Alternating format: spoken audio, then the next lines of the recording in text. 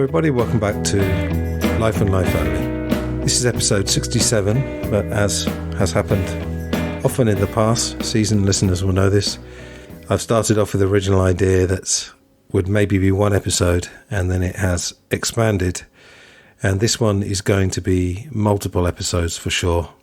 I've accumulated more notes than I've ever accumulated for any podcast that I've done since I started this in 2019. Life and Life Only started in 2021, but I'd already been podcasting for a couple of years before then.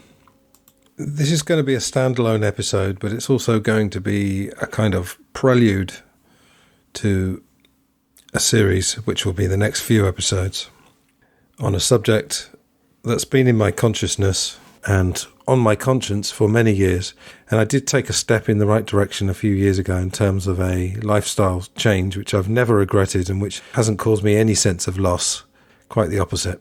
I hadn't actually thought of doing podcast episodes on this subject until I found, by complete accident, about 3 weeks ago, a video involving pigs, and it was shot in England. That shocked and sickened me, frankly, so much that I felt I just had to do something. It's something that many of you, I think, will not be aware of. I haven't decided on the title of this series yet, but I'm mostly going to be focusing on animals and their use/abuse for not only food. I'm going to be focusing mostly on that. This is already going to be so long that if I did a deep dive on every aspect of the way animals are used by humans, then we probably would be here forever.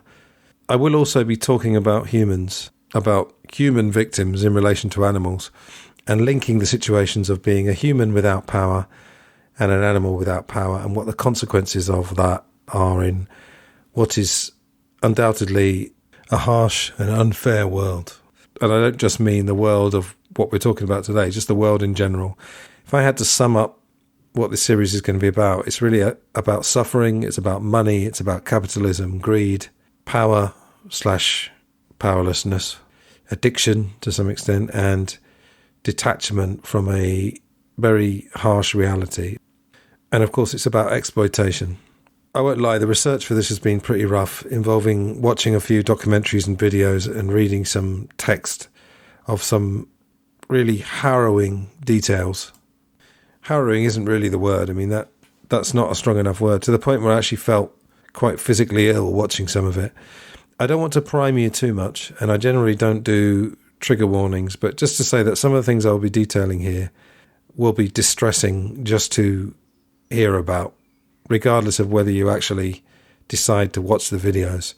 You may well have an angry reaction, a defensive reaction, either against the people doing the abusing or me for talking about it. And of course, you have the freedom. We live in a relatively free world. You have the freedom to shut this off at any point, and you can go about your life and you can forget about it. So let's just remember, I'm not forcing anybody to listen to this. I will just say off the bat that the details I'm going to be hitting you with regarding animals, and to some extent slaughterhouse workers, is frankly a horror show. I mean, it evokes ideas about prison, because it is a prison for the animals, and to some extent for the workers. Torture. We're going to be making allusions and references to concentration camps. If that triggers anyone, I should tell you that you will be hearing indirectly through me from two people who, in fact, survived the Holocaust.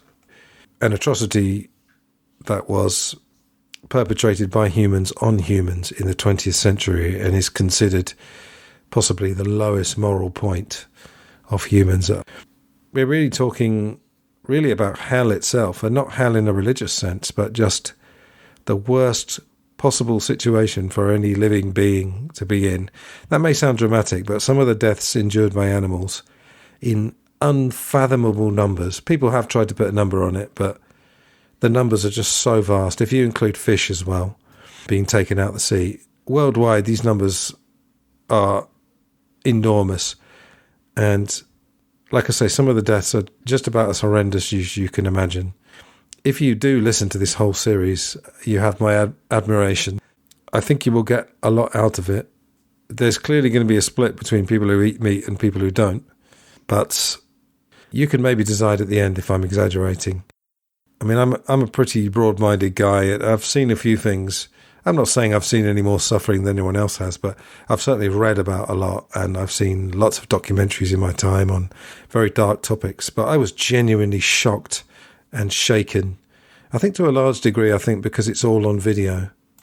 So it's hard to deny. And also because it's happening on my home soil. And that's not really because for those who don't know, I'm from England. I'm sure you can guess from my accent. It's not to do with patriotism. It's not that I think England is too good for this. It's just, I will get onto this later, but the idea is that England, or let's say Britain, is known to be, supposed to be one of the more civilized countries. It's very easy to look at footage of slaughterhouses and say, yeah, but that happens in America or that happens in China. The funny thing is actually that in the West, we are basically told all the time that our political enemies, so at the moment we're thinking really about Iran, Russia and China, they are the worst, they're the barbaric ones, and that we're not. So the fact that some of the details I'm going to give you are happening in England or in the UK, there's no doubt about it. It's not even really denied. That's quite a sobering thought, to say the least. There won't really be much lightness in this, but I had to have a kind of chuckle because I was watching various videos on YouTube, and of course the algorithm decided in its wisdom that what I needed in terms of ads before the next video I watched was an advert by the Happy Egg Company. So the algorithm knew I was researching animals for food, so it came up with this, and this advert is laughable and quite tragic at the same time. You've got chickens in the open air. One is jumping off some sort of platform or something to the ground in slow motion to the tune of Chariots of Fire, the Vangelis. Dun, dun, dun, dun, dun, dun. And the slogan, happy hens lay happy eggs. I sort of equate it to whenever you see adverts for cars, no one's ever stuck in traffic. They're always on the open road. So it's not just animals that are exploited in this sense. That's advertising. We're quite wise to the advertising industry nowadays. Now, I hate to break it to you right from the beginning that free range does not mean hens in acres of space frolicking around and laying happy eggs. It quite often simply means that they have slightly more than the pitiful space they normally have. And I'm talking about, a few inches more probably, where the worst ones afford little to no personal space. Now, I'm saying that I'm linking animals and humans. There is a big difference between innocent animals and prisoners, because I even hesitate to say this, prisoners generally should be in prison because they've done something wrong. But there are innocent people. Lucy Letby, just hold that thought, everybody. Next 6 months to a year, keep saying this, but something is going to happen in that case, and it's going to be so obvious if and when it eventually gets back to court or some sort of appeal is heard. I wouldn't hold your breath for that. That's going to take a long time, because that could easily bring down the whole house of cards. If you've listened to the last few episodes when I was talking about Southport, I was talking also about Lucy Letby. But no, the link with prisons is that a lot of prisons are privately owned and run as businesses. So there's going to be exploitation of the vulnerable. Of course, in that case, the prisons have got the moral high ground because all the prisoners are supposed to be bad people. Now, a podcast I mentioned a long time ago is called Tangentially Speaking, and it's run by Christopher Ryan, or Chris Ryan. And I actually dedicated a whole episode to him 2 or 3 years ago, I think. If you like this podcast, and if you like this kind of calm talking about the world and detailing the host's experiences and hopefully tying them to the topic, you'll definitely like that podcast, Tangentially Speaking, particularly the Roma episodes he does. Now, Chris, on one of his shows, I can't remember his exact words, but he said something along the lines of, we are drowning in a sea of bullshit. And in many ways, we are forced to go along with it. And I think just to understand the world, you just simply have to understand that it is very, very hard to trust authorities and to trust a lot of information as well. I will talk about that later. I'm fairly confident in what I'm telling you in this series, but stats, I think, are often a bit tricky. But even a ballpark figure is enough to very much hammer home the point that I'm trying to make. But yeah, you need to know this. I mean, just maybe it was 2 weeks ago, I think President Trump said something along the lines of paying more for fuel and food is worth it to live in a world where Iran doesn't have nuclear weapons. Even if charitably there's a kernel of truth in that. This is not the topic for today, so I'm not going to go on a tangent. But bear in mind that Netanyahu has been telling the world that Iran is 60 to 70% towards full nuclear capability for over 30 years, and there's videos of that, him continually saying the same thing. Anyway, the point is, I don't think there are too many Americans who are hearing that and are buying that. Certainly not buying it hook, line and sinker. If they're Trump supporters, Trump's obviously a divisive figure. They may feel that there's a kernel of truth in that. Knowing that we're drowning in this sea of bullshit, you can still negotiate the world. I just feel like you need to know it, because then you can work around this realization. Because one of the worst things, I think, negativity is bad. This relentless negativity. Nihilism is not something I think is particularly useful. I've sort of flirted with nihilism in the past, but I think this relentless, naive positivity is also quite damaging as well. I understand why people do it, but ultimately, I think you have to face the world and face reality. I think I've referenced before, I've read all of Robert Greene's books and I like his interviews, and he said something. I remember actually, I think it was the beginning of 2024, because I remember it sort of set my year up quite well. He said in a podcast, the best thing you've got is your reality. He was probably talking about personal circumstances rather than the world outside, but I think it's a similar thing. If you're a person like me, you just need to know the reality. Now, in the blurb, if you want to call it that, for Life and Life Only, I talk about a search for inner and outer truth. And I understand that truth is this kind of become this tainted word almost. And if you say to people you're a truth seeker, you get heavily stereotyped. Probably similar to a vegan or a vegetarian, in fact.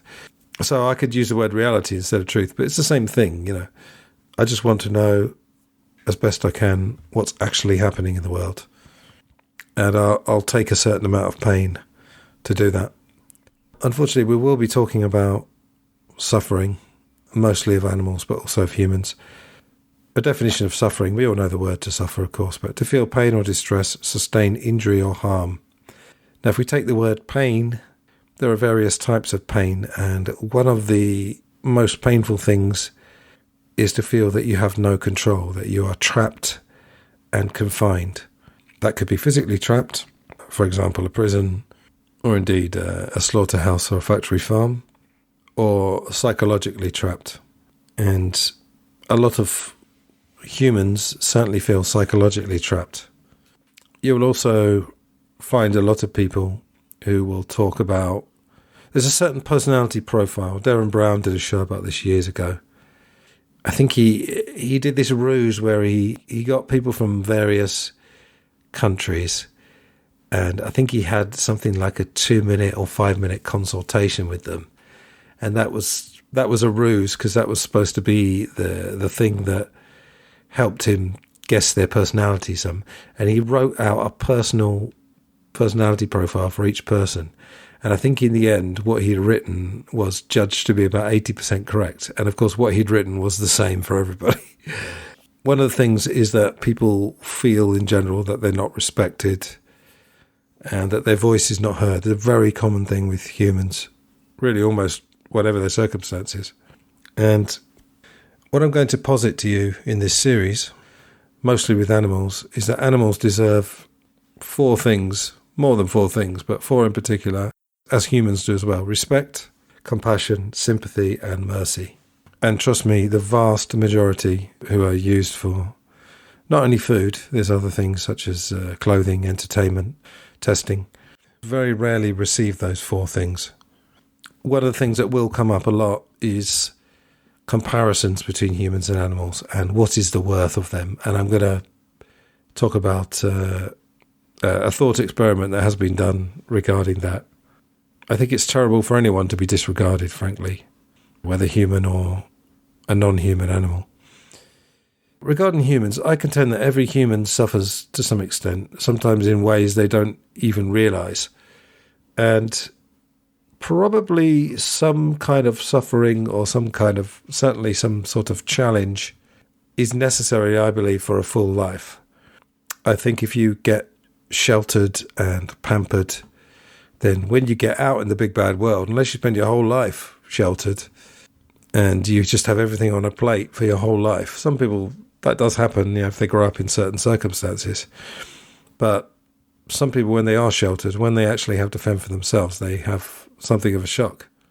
Regarding every human suffering, it is pointless to envy people. And this has come up in life coaching sessions I've done. It is absolutely pointless. If you take broadly envy and jealousy, the general difference is that when you envy somebody, you envy something about them. It could be their personality, or it could be things they own, it could be your neighbour with a Ferrari or whatever it is. Jealousy is generally when you feel that envy, but you feel negative towards a person. And I'm not talking about sexual jealousy. I'm just talking about jealousy as in the same ballpark as envy. Now, you can envy aspects, parts of a person's life, and you can use that to inspire you. That is a good way. The point I was making is it's pointless to envy people in the sense that you want to be that person, especially if you don't know them intimately and know how they feel a lot of the time. Of course, the obvious candidates for envy tend to be celebrities. Now, I've said before, I don't watch mainstream TV. I haven't had a TV for years. I occasionally watch programs. One of the places where I work, they have a TV room, and occasionally I watch a bit there. I do quite like mainstream radio, only up to a point though, but mainstream TV and radio just drowns in celebrity worship. I mean, it's just everywhere. There was a time when I was staying in an apartment that had the TV, so I kind of watched TV for about the month or so I was in this apartment. I can't remember how long it was. And one time I just sat down with a pen and paper and I wrote down all the messages or the messaging that is involved. What's the average listener to this or viewer of the TV? What messages are they getting? And it just drowns in celebrity worship. Another thing that I think you need to know about is cultural reinforcement. Cultural reinforcement is a type of validation of an idea or ideas. You see this in culture, and obviously media, for good or bad, is a large part of culture. I'll give you an example. I sometimes listen to BBC Radio 2 in the mornings. I sort of flip between, I like Radio 3 because I love classical music, Radio 4 a little bit, but Radio 2 is more entertainment, obviously lots of music. And I listen to their breakfast show, and there's a thing where if you put the radio on first thing, maybe you wake up to an alarm or you wake up just to the radio and you put it on, you got to remember that you're in quite a susceptible state, perhaps, because I don't know about you, but when I first wake up, even if I'm really sleepy, my senses seem also to be heightened. That is partly because I have a very active dream life, to the point where over about 15 years I've accumulated about 35 pages of dreams, and I've gone some way towards analysing them. Anyway, that's another story. But yeah, you're quite susceptible. And there is just this constant messaging. And the funny thing about it is that on Radio 2, for example, so Gary Davis, who's a guy who's been around for years, since the 80s, since I was a boy, he's very upbeat. And radio breakfast DJs have to be, because their job is to get you up in the morning and get you in a good state of mind. But the funny thing is that the show is very upbeat, but the actual messages they're giving out in terms of celebrities, they're actually, for my mind, quite negative, because they're negative messages about your worth. Again, worth and value, this is a thing we're going to be talking about a lot regarding the animals. When they keep mentioning names, I think another host of Radio 2 seemed to be obsessed with Rick Astley. So yeah, Rick Astley's on the show today. They had Dawn French the other day. These random people, when you hear these names, the message you're getting, and I'm not saying it's a conspiracy to make you feel bad, although lots of people have said that consumers, which we all are, do tend to buy more when they don't have a strong sense of their own worth. But that is a message that is being hammered home, that you are ordinary because you're not these people. Like, no one knows your name. You know, they obviously have phone-ins, and, you know, you'll have Dave from North London, but you never hear their surname because no one's interested in their surname. It's just, you know, Dave from wherever, Sally, John, Jane, whatever it is. That's something to bear in mind. The point is not to feel bad about it. It's just don't envy people. Envy parts of their life, use it to inspire you, but don't wish you were another person, because it's utterly pointless. Now, we live in a world where you can check the stats yourself, but according to a study I saw, the 8 richest people in the world own the same, or have the same wealth as the poorest half of the world. Even if it was 50 people or 100 people, that's still an incredible statistic. I believe we have passed the 8 billion mark in terms of humans on this planet. I think we've gone well beyond 8 billion, in fact. So you're talking about, even if it was 500, an incredibly small number having the same wealth as the poorest 4 billion plus. A World Bank study a few years ago found that half of the world population live on around $7 a day. And again, call it $10, call it $20, the point is the same. If you think of that, I mean, that is a very sad, and you might almost say sick state of affairs. And of course, the point is that these 50 richest, whatever it is, 100, 200, it might sound like a cliche, but they're probably not very happy. Yeah, they might be, but I don't think you have to be a self-confessed left-winger, someone who wants the whole world to be equal. You don't have to be that to be quite amazed and slightly horrified by that statistic. Let's take someone like Elon Musk. Okay, I don't know Elon Musk, and I'd be a hypocrite if I, bearing in mind what I've just been talking about before to you, to say that, oh, I know Elon Musk. But he seems to have a fairly chaotic private life. And his behaviour online and in public just suggests that he's still chasing attention and power, which is a sign of dissatisfaction or lack of contentment. He and Trump, I mean, their falling out was quite hilarious in a way, because it was just like two children throwing their toys out the pram after, you know, comparing toys to see which one had the biggest. And indeed, I know Trump's not one of the richest men in the world, but if you take him again as example, apparently the most powerful man in the world, I'd probably dispute that. But anyway, he's got some power, he's got some money, but these people are not even happy. We also live in a world which is, in my opinion, getting more and more shallow and superficial, and possibly more addicted to aesthetics. When I talk about aesthetics, I'm basically meaning appearance and the appearance of beauty. And rich people generally look good. You know, they look clean, they get to wear stylish, elegant clothes. And the effect this has is that poor people become this kind of eyesore on the world. They wear cheap clothes. They often don't smell too good, perhaps, depending on their circumstances. I'm not tarring them all with that brush, obviously. And they're not going to look as good aesthetically as rich people, because they don't have access to the things that rich people have access to. And so, of course, it's quite easy to disregard them. Hold that thought, because we will come to that a bit later on.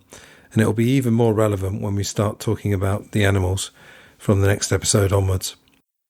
Now, in the episode I did, actually went out on Christmas Day, episode 65, that was ostensibly an alternative review of the film It's a Wonderful Life. But towards the end of that podcast, I was asking a few questions about how much you might know about the reality of the world. And I was saying, for example, do you know about the minerals and how they are mined, the minerals that you need for your smartphone?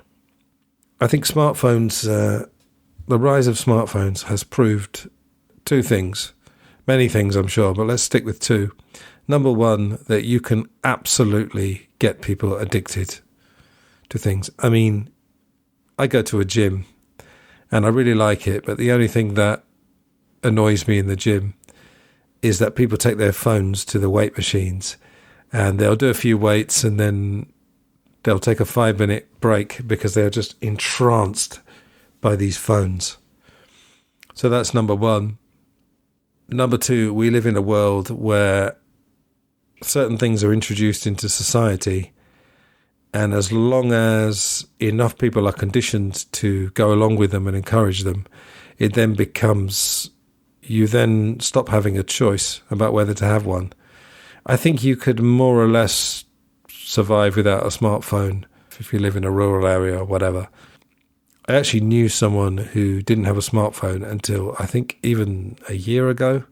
He had a mobile phone, but absolute bog standard. He had a daughter at school, and it turned out that the school were insisting that he join a WhatsApp group. And in one of my jobs as well, it's impossible now not to have a smartphone because you need to use it it connects with something on a computer, and that computer is essential for doing the job that I'm doing.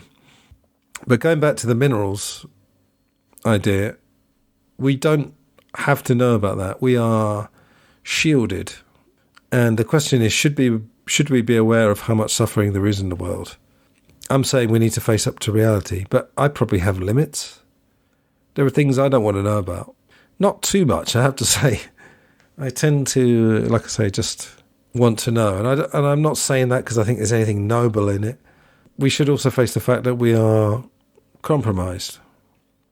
And one thing I'm going to get to in a minute is, I'd say almost the human equivalent of the slaughterhouse, which is a sweatshop, which is another thing that I don't think anybody denies exists. It's just rather like the slaughterhouses.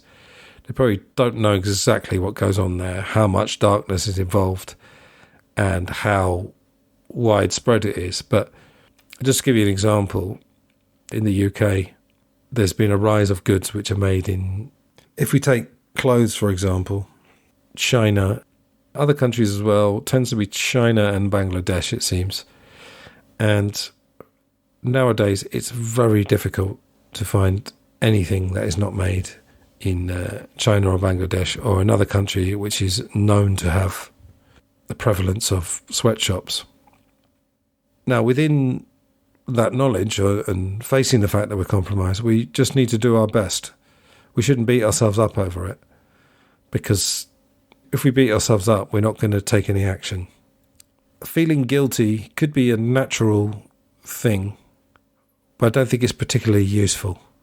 I think it's much better to honour people who are in terrible situations in terms of humans, and as we're going to see, animals as well. The best way to honour them is to take action, not to feel guilty. We also, of course, slightly going back to this thing about the radio show in the morning, we also, of course, live in a world, maybe we always have, but we certainly live in a world now where being sad is not cool. I suppose some people would say depression's been glamorised. That could be true, but I think being depressed and acting in a depressed way are not quite the same thing. Some rock stars might say, oh yeah, man, I've been depressed, but now I've come out of it, and their fans might think they're really cool because they've been depressed, as silly as that sounds. But in our society, I think what's cool is to appear happy, and essentially then you are hiding your suffering and unhappiness. I'm sure I've mentioned this before, but I used to flat share in London, various places, but I knew this guy. When I met him, I was about 25 and he was something like 31, 32. And in those days, 31, 32 was old, but I really looked up to him. I felt like, oh, this guy's got a mountain of experience and I don't know anything. And he's probably indirectly the reason that this podcast, Life and Life Only, is actually happening, because he taught me so much about, like I say, inner truth, the truth about yourself, the truth about how humans operate, and then the truth about how the world operates. And I may have told this story before, but he and I were in a pub, and I was a bit down. I was having a bad, not feeling so good, but it was a Saturday night. And he said to me, look around this pub, look at all these people. Everyone in this pub is smiling and laughing. Do you really think they're smiling and laughing inside? Do you think they're just as happy as they appear? And they said, no, they're on a Saturday night. They're having a few beers or wine or whatever they're drinking. And you don't go to a pub on a Saturday night and sit around looking depressed. So yeah, kind of tying back to the envy thing. when you see everyone looking really happy and you don't feel like you feel happy, just remember that that's, to some extent, a social act. It's a public face. Another thing I'd like to talk about is developed versus developing countries. As I think I already mentioned, I'm going to deliberately talk about slaughterhouse practices in a developed country. Now, I would say, having spent time in Thailand, I lived in Thailand for about 5.5 years. I spent a bit of time in India. That was the last time I ever went backpacking, because I was 43 or 4 when I went, and it finished me off quite quickly. If you take those countries as examples of the developing world, one of the differences is that in those countries you often find rich and poor, and you find high-end hotels and very cheap hotels or slums or cheap housing very close to each other, whereas somewhere like England, that wouldn't quite be the case. You also get a larger gap between rich and poor. And when they're almost could be literally living next door to each other or very close to each other, that gulf is perhaps felt a bit more. And you get clean and dirty closer together. Now, please don't think I'm offensive calling poor people dirty. I've already explained what I mean. I don't think they're dirty people. I'm saying that particularly I noticed in India, the rich in India are very, very clean. It's kind of true in Thailand as well. And like I said, this gulf is very clear. Now, before I dig a hole for myself, I'll move on. So when I was in Thailand, I spent a lot of time sitting and thinking about the world and trying to see what I could learn from being there. And I think what I learned is that, first of all, humans are roughly the same, including the super rich and the super poor. You know, we all eat, sleep, we form relationships, most of us work, and all those things apply to animals as well. I mean, okay, they don't work for a wage, but adults work to care for their young, and it's also hard work to hold on to any territory they have and feed yourself while avoiding being devoured. And that's all without the influence of humans in their lives. I also learned that things can be maybe a bit more chaotic in poorer countries, and the survival mechanism has to be stronger in some way.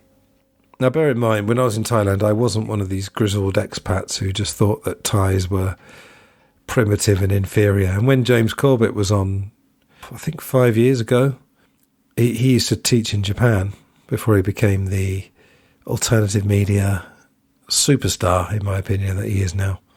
He's not as famous as a normal superstar would be, but he should be, because he is amazing. But yeah, we were sort of discussing that he said in Japan you got the same. You got expats who just hated everything about the culture while still enjoying living there. And I said, if you think the locals are primitive and inferior, isn't that basically the justification for colonization? That we need, if only these people could be more like us, then everything would be better. In fact, I was mocked as being some sort of Thai lover, the same way that people get mocked for being animal lovers. In fact, there's all kinds of stereotyping, and you can get mocked for caring about the powerless. And as I've already mentioned, that's a big theme, going to be a big theme of this series. Now, being conscious of things, good and bad, being conscious can lead to better choices. But what I see in interactions with some people is they have a total unawareness of certain things. Now, let me make it clear, so I don't need to keep saying it. When I present the information, I'm not trying to make anyone feel guilty. I'm not trying to call people out. This is simply about relaying information that might lead to actions that might make the tiniest dent in some of the problems of the world. You know the expression, plant a seed. That's the thing. You plant a seed, and then whether anything grows from that, it's not necessarily in your control. What I do really is, in my daily life, I talk to people about things I think are important. Probably at the very end of these episodes, I will be talking about certain techniques for relaying information, because I think you do need a plan. just to tell you, I've been immersed in this world of this subject matter for about 2 or 3 weeks. And I've kept thinking about, how am I going to present this? How am I going to do this podcast? Am I going to do it in not a cold way as such, but quite a clinical way and just let the facts speak for themselves? Am I going to let my emotions show? Because I've been through quite a lot of emotions, from anger to extreme sadness and everything in between the last few weeks.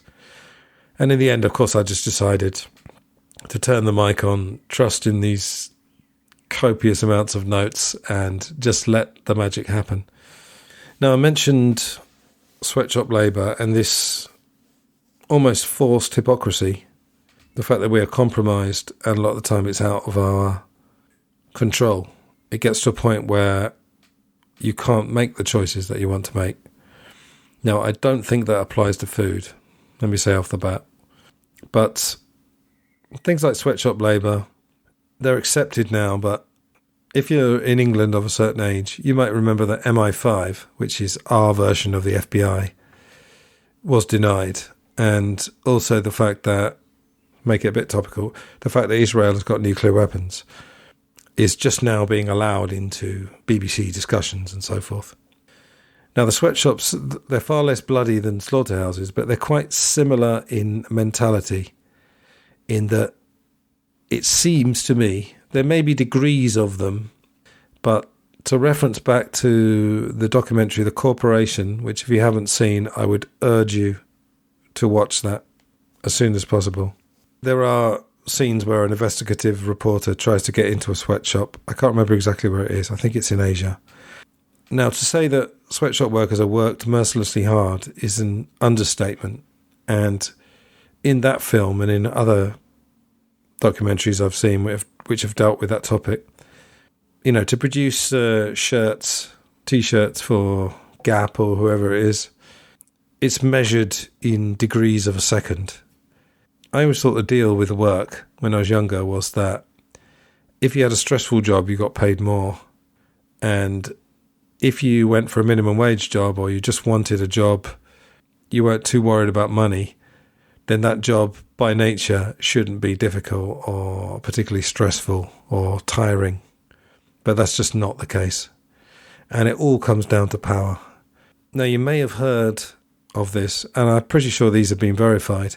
In China, I think it was the Apple factories in China, they had suicide nets around the sides of the building. And, you know, I don't need to tell you what they were for.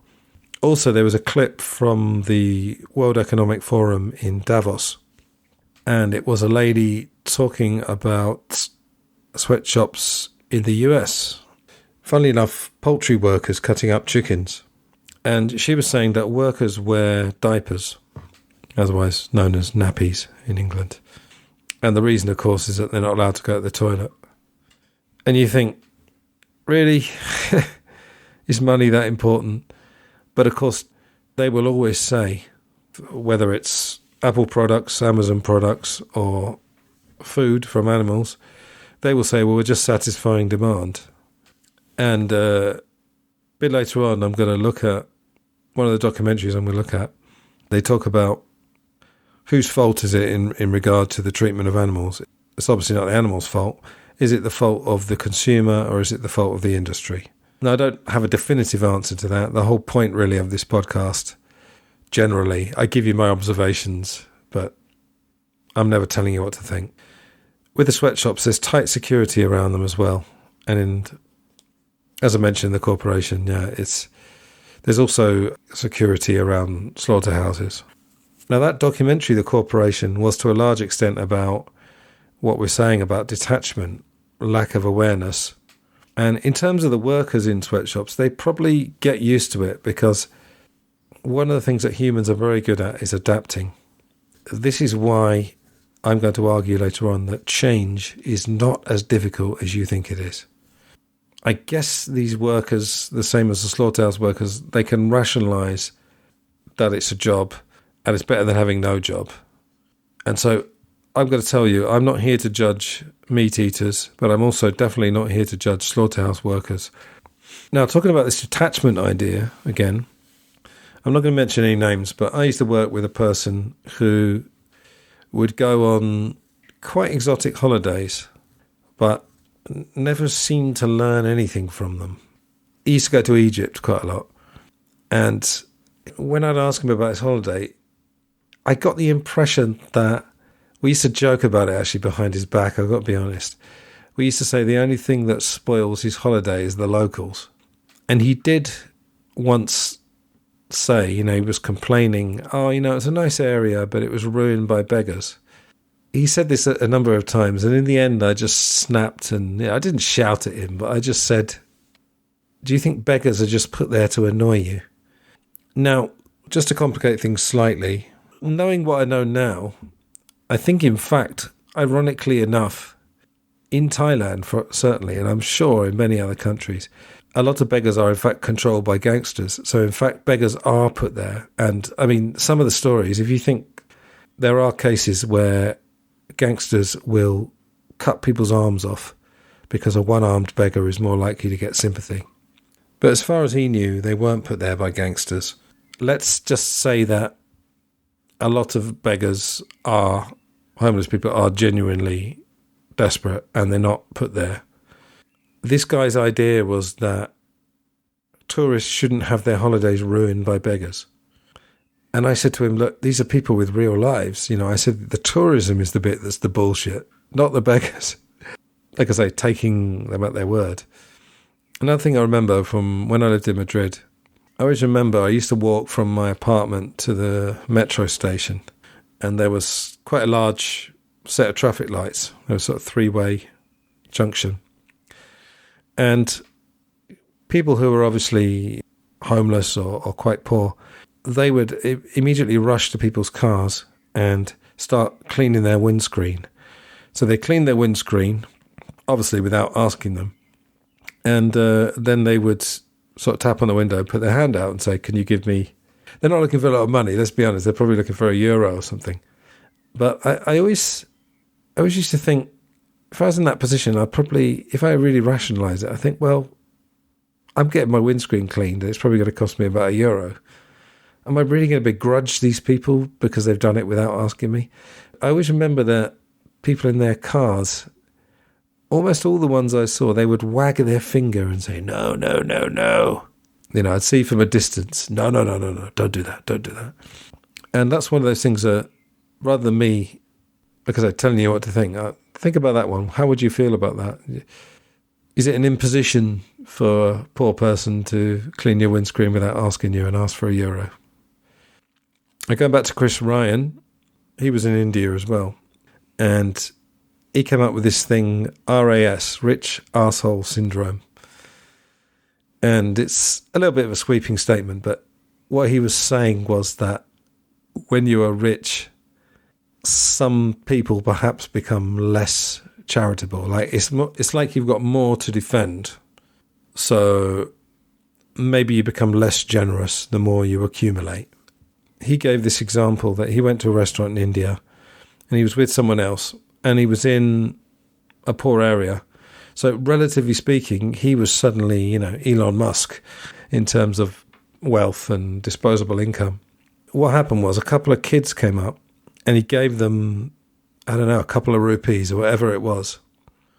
And then 100 other kids appeared. Some problems are just so huge and you can make a dent or not, but it's very uncomfortable if you have a certain mindset.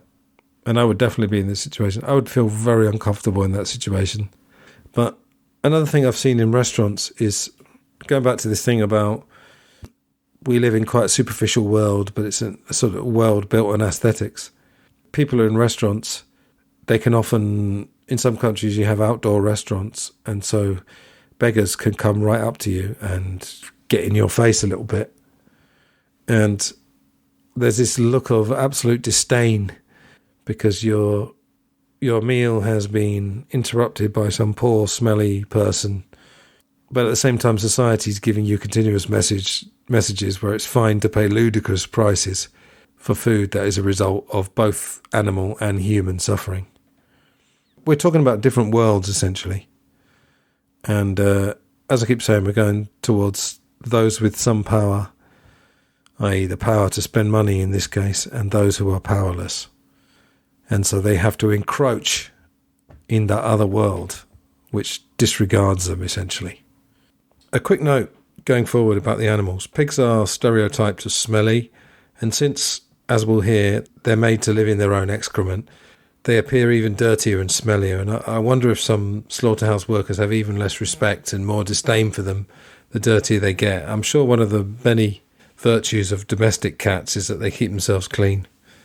It's worth a thought anyway. Another situation that has some similarities with the slaughterhouse situation is the reporting of war. And war is another thing that has become terribly normalised. And it's also about desensitization. Some of you may know I studied the Vietnam War even before I lived in Southeast Asia. I spent some time in Vietnam, but I've always been fascinated by that war in particular. Horrified as well, but fascinated. Douglas Valentine was on the show a few years ago. He wrote a book called The Phoenix Program and has written extensively about the CIA as well. What the powers that be and the media learned, they corrected their mistake of Vietnam, and since then they haven't really showed us a lot of blood and guts on the TV because it angers people and it causes unrest, for want of a better word. There is a lot of video from slaughterhouses, but you won't generally, if it's part of a news item, I would argue you won't see too much. And that's the reason why, as I said at the top, even though this subject has been in my consciousness for a long time, I realise I barely knew a fraction, really. And I think with war, it's not that anyone likes it.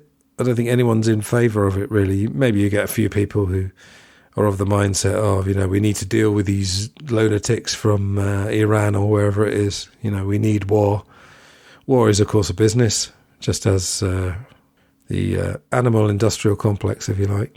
That's a business. But I don't think really the details of war is something that people really want to think about, and what those bombs and grenades and so forth actually do to people. People say war is terrible. We can all get quite blasé about it, and I think it's very similar with the slaughterhouses. People have an idea that it's terrible, but generally if you actually presented them with literally the bloody reality, I think it's something that people have an aversion to. The difference, of course, is that most people still eat meat, so they are more compromised. We'll get to all of that, don't worry. Now, I could go on a long tangent about how the 1980s deregulations have paved the way for this rampant capitalism. And this idea, really, this is a crucial idea as regards to slaughterhouses. I tend to use that word rather than abattoir, by the way, because I feel like abattoir sounds like, in English we use French words to sound sophisticated. So you give your fiancé a bouquet of flowers rather than a bunch of flowers. And abattoir just sounds too sophisticated, and slaughterhouse is the reality of it. So I'm going to keep using that word. But yeah, it's the idea that anything that stops the flow of money and the flow of profits is merely inefficient, regardless of the suffering. I've watched quite a lot of documentaries from Metanoia Films. I don't know if it's still run by Scott Noble, but that was the guy who used to run them. And he had a documentary called Human Resources. Obviously, human resources is a department in your average business, but he was saying that we are human resources, and obviously animals are also resources. Now, the whole money system, of course, is ludicrous, since money has not been backed by gold for a long time and now is mostly digital. So when a top footballer, for example, I think the top footballers in Europe get paid roughly €1 million a month. And obviously within a few months they've got more money than they're ever going to be able to spend. And go back to what I said earlier, it's not going to make them any happier. They've done studies. Money is a tool for removing something, which is the stress of having to worry about staying solvent. Once you've got a certain amount of money and you've taken away that stress, your happiness level doesn't go up at all. But yes, if you get paid €1 million a month, essentially you're getting 6 zeros transferred onto a screen that represents your bank balance. People could say, yeah, you can scoff, but that money buys a lot. That buys a lifestyle, etc. And that's true. But actually, fundamentally, money only exists because everybody believes in it. And that's true of many, many things.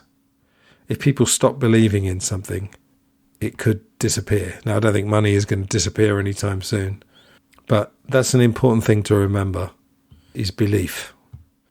Now, one way that the poor are kept down is through the use of loans to developing countries. And this was covered in a very good book called Confessions of an Economic Hitman by John Perkins. If you don't fancy reading the book, he's done a TED Talk. And if you just type in to Google John Perkins, Confessions of an Economic Hitman, there'll be various interviews. He was in the second Zeitgeist film, Zeitgeist Addendum.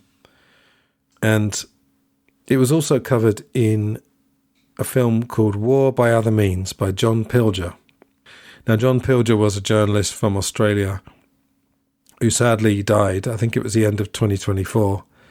And he never got to see the release of Julian Assange because he was one of the more high-profile supporters. I don't know if he'd call himself a campaigner. I guess he was, for the release of Assange. Pilger tended to reveal uncomfortable truths. So, not surprisingly, for veterans of this podcast, you won't be surprised to hear that when I asked an Australian friend about him, he said, yeah, but he's known as a bit of a conspiracy theorist. I thought, oh, great. Let's get that lazy term. We've done lots of episodes, just for those who don't know about the archive of episodes in this podcast. Done loads of episodes on the phrase rather than the actual theories and its power to shut down debates. Anyway, I would like to now play you a clip from this documentary. It's about 8 minutes, and it's another situation which is almost funny, but mostly is tragic. I just say that because it's so ridiculous that it could be funny. I'll just play the clip and you will understand. But basically, it's in Bangkok, Thailand, and it's a conference related to solving the problem of poverty. Now, I'll probably put the documentary in the show notes. I would recommend this documentary. But let's play this clip and I think all will be pretty clear.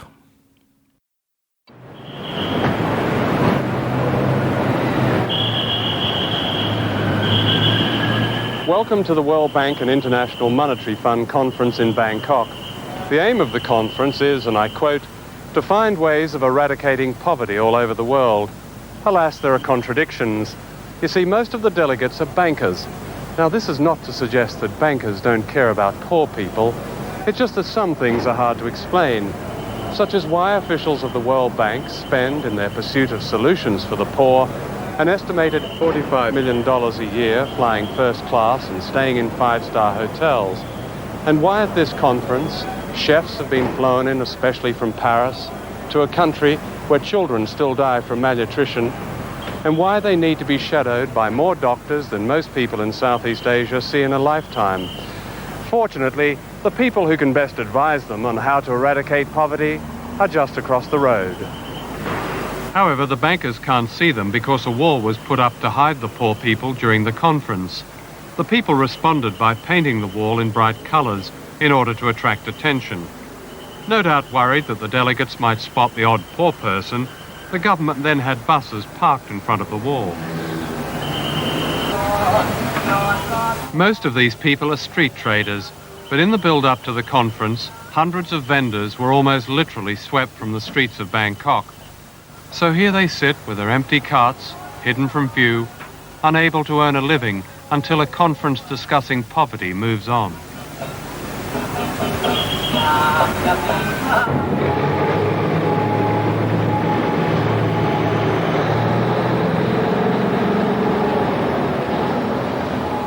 For years, one of the landmarks of Bangkok as you drove in from the airport was a community of people living beside these railway tracks.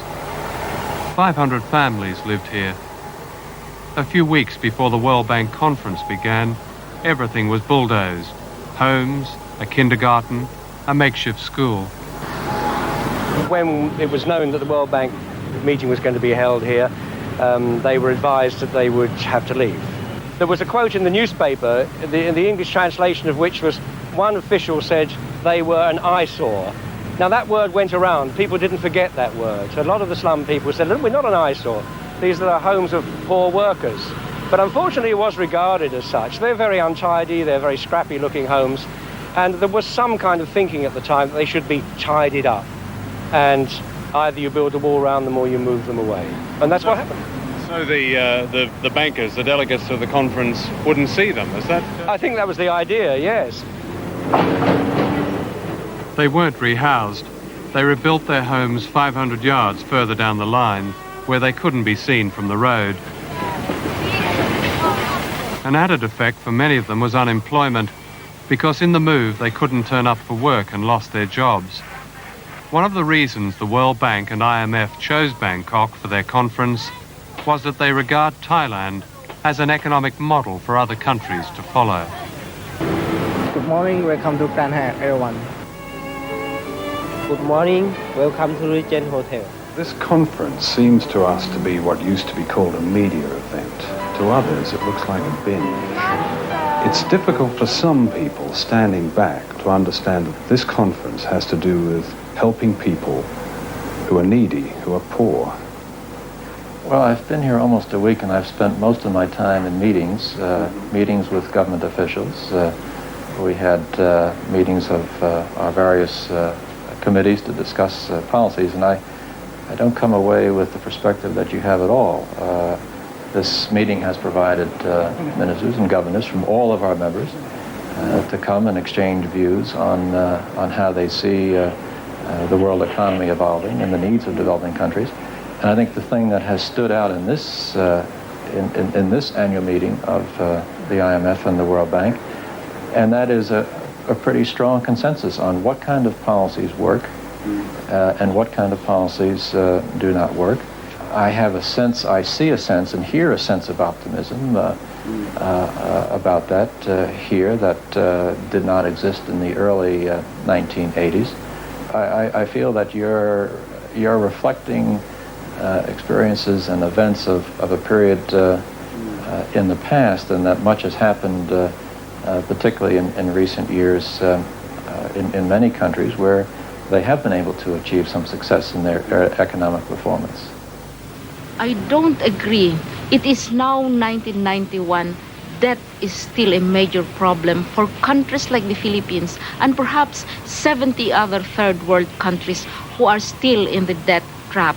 From the point of view of the banks, the debt crisis is already over because they are covered by loan loss reserves. From the point of view of multilaterals, the debt crisis is over because there has not been any interruption in payments to them. They have set their conditionalities, they have set their terms, and they have made sure that they will be paid continuously. So from their point of view, the debt crisis is over because they are safe. The multilaterals are safe, the commercial banks are safe, the bilateral countries are safe, but the people of the third world are not safe because they continue to pay a debt.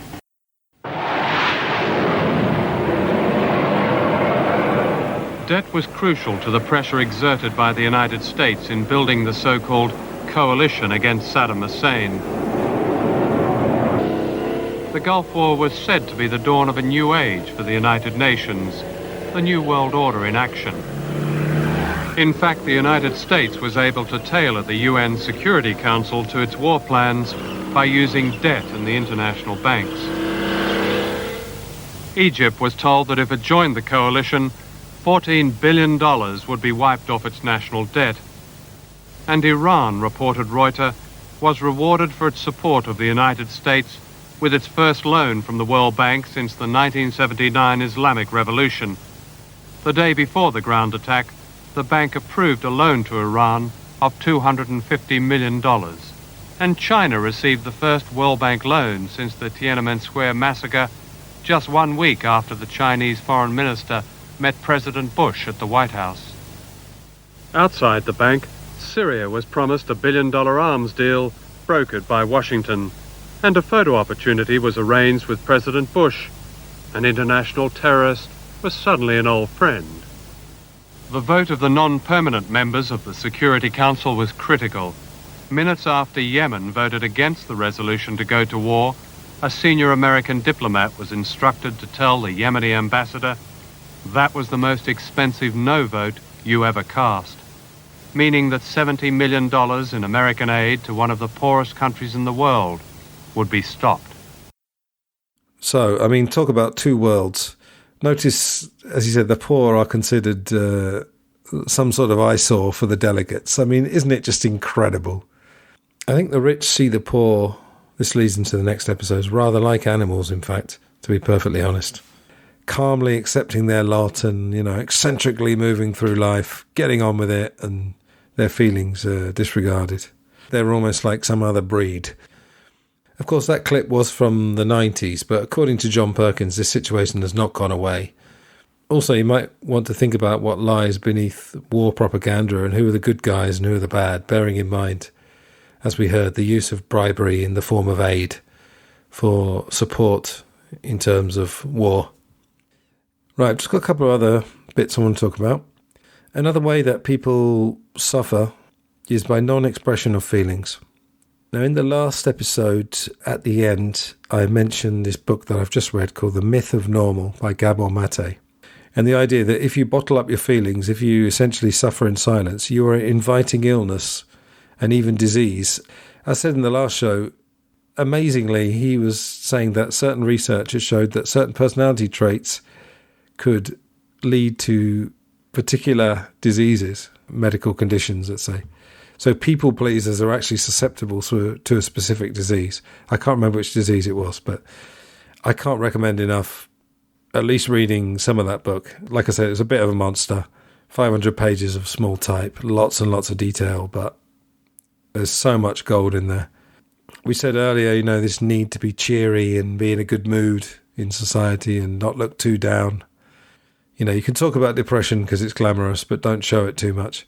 And I think that need is probably contributing to this apparent mental health crisis that we're living through, because maybe the world is forcing us to be less and less authentic.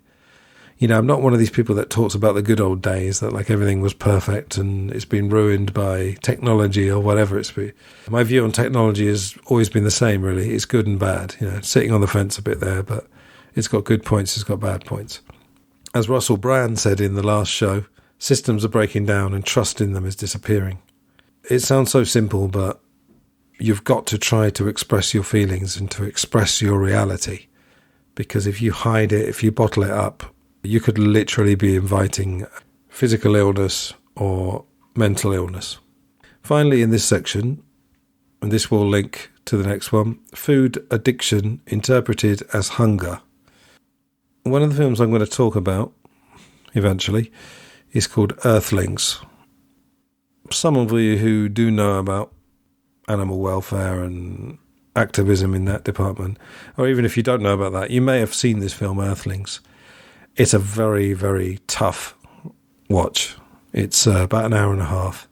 But what I'm going to include in the show notes for the other parts is an interview with the director, Sean Munson. And one of the things he says is that people are addicted to meat, for example. I studied the food industry and what's put in our food.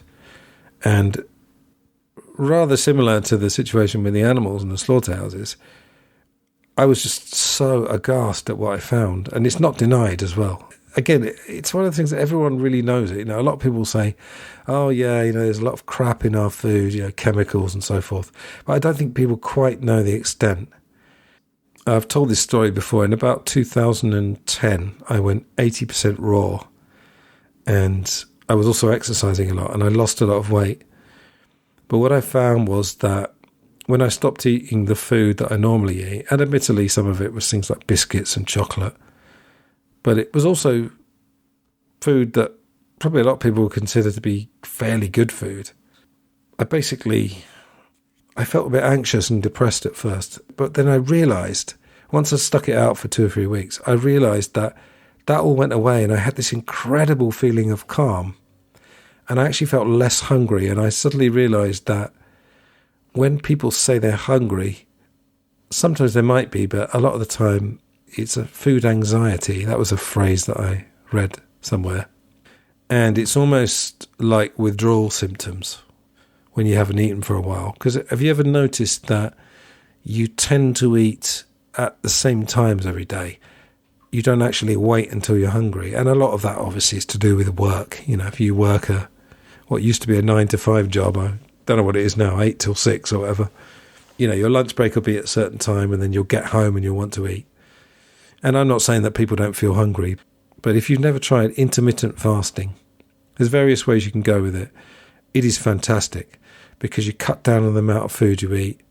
And, you know, if you go, I don't know, whatever it is, 8 hours, 10 hours during the day, depending on the time of day, without eating, or maybe only eating, you know, a banana or some other fruit, you properly feel hungry. And when you have that food, it just tastes amazing. And you kind of realise that this might seem like a controversial statement, but commercial food is a bit like drugs. It's a bit like being addicted to drugs in that if you, I don't know, you're addicted to, I don't actually think weed is addictive, but let's say you've got a habit of smoking weed, for example. Obviously, the more often you smoke, the less you feel. I kind of go with the Joe Rogan school about marijuana, that it's not, I don't think it's massively harmful. It just depends on the person. Just like alcohol, I suppose. You know, if a person already has a lot of demons, it's obviously not going to help them in that regard. But similarly, you know, if you don't have a drink or you don't smoke anything for a long time, the effect is quite potent. Now, one of my jobs is a currency exchange within a supermarket. And I've come to the conclusion that, and I've talked about this with people I work with, pretty much everything in the supermarket is processed and is chemically laden, essentially. And this is one of the arguments related to meat, of course. We'll get to all that later. But just as you could make an animal or a child eat something by lacing it with sugar, I think that's more or less what's happening to us. You know, things get laced with processed sugar and sometimes salt or whatever it is. But let me just end with this, you know, study the food industry at your peril. You know, the theme of this, one of the themes of this series is, how much do you want to know? You know, I would research a little bit and see how you feel. In this case, I'm talking about the food industry at the stage where it reaches the consumer. Find out what's actually in your food, and you might be pretty shocked. In conclusion, when you're dealing with the darker truths, I encourage you to do it, but tread a bit carefully. The harsh reality of life is it's a bit like a medicine that tastes awful at first, but once you get used to it, it might do you some good if you're that way inclined, but I wouldn't swallow the whole thing in one go, if you like. Right, I'm going to bring an end to this first part, which I'm calling the prelude or intro episode. The next episode, part 1 proper, will begin the results of my exploration into the use of animals for primarily food, but also a few other things. And within that will be more examples of the exploitation of humans in what we said earlier is an extremely unfair world, especially when it comes to big business. I would say that a viewing of the corporation documentary might be a good idea if you have time to do that in the meantime, and I'll put that in the show notes. I'm probably going to do the rest in one recording and find places to split it into approximately equal parts, and then we'll see how it all comes out. If you listen to this part, thank you for listening. As always, I never take it for granted. If you'd like to help out the show, there are links in the show notes to PayPal and Buy Me a Coffee. And I will see you for the next one. I'm going to put these out, I think, in fairly rapid succession. Might put them out weekly. I've got a film review to put out as well, somewhere in the middle of that. For those who don't know, my other 2 podcasts are Glass Onion on John Lennon, obviously about John Lennon, but sometimes about General Beatles, and Film Gold, which tends to slant towards, I suppose you'd call them classic films. I love the 1970s New Hollywood era, or as my friend Scott and I call it, the Easy Riders Raging Bulls era, because there was a famous book and a documentary, in fact, based on the book, all about that era. But for now, take care, all the best, and Goodbye.